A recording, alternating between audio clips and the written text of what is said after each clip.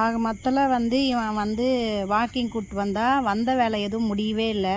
அவன் இஷ்டத்துக்கு தான் அவன் அடம் பிடிச்சி அவன் இப்படி தான் இருப்பேன் அப்படின்னு அடம் பிடிக்கிறான்.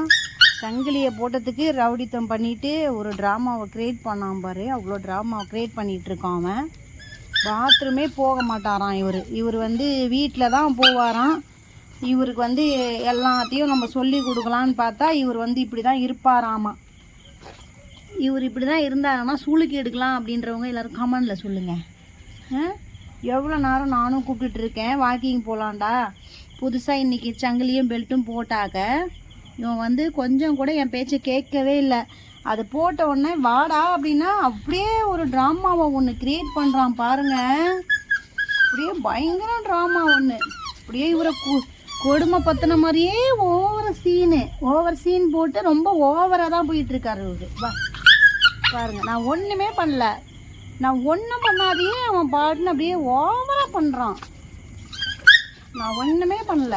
நான் வாடான்னு தான் கூப்பிட்டேன். வா, நான் ஒன்றுமே பண்ணலடா. உன்னை வாக்கிங் தான் கூப்பிட்டேன். வா போகலாம், வாக்கிங் போகலாம் வாடா. வாக்கிங் தான் போகணுன்னு கூப்பிட்டேன். அவன் வாக்கிங் போகாமல் அடம் பிடிச்சிட்டு அவன் இஷ்டத்துக்கு வந்து அடம் பிடிச்சிட்டு நிற்கிறான். அவன் போக மாட்டேன் அப்படின்ட்டு.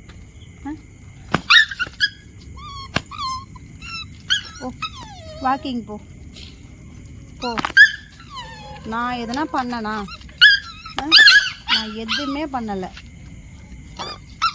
இன்னும் நான் பண்ணுறான் பாருங்க. இன்னமும் இவருக்கு போட்டாங்களாமா சங்கிலியை போட்டானா நான்.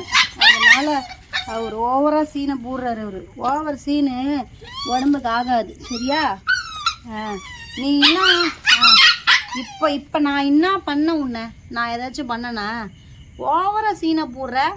என்ன கொஞ்சம் கூட அடங்கவே மாட்டுற. அப்படியே ஓவரா. வா, என்னடா உன் பிரச்சனை? வா, போ வீட்டுக்கு போ. வீட்டுக்கு தானே வரணுன்னா வா. சரி போகிறதுனா போ, வாக்கிங் போ. அதுக்கு எது கூட இவ்வளோ ஒரு அப்படியே கத்தி ஆர்ப்பாட்டம் பண்ணுறான். நீ என்னதான் கத்தி ஆர்ப்பாட்டம் பண்ணால் கூட இனிமேட்டு சங்கிலி தான் உனக்கு. வா, அங்கே எங்கடா போகிற? இன்னும் நான் ட்ராமா பண்ணுறான் பாருங்க.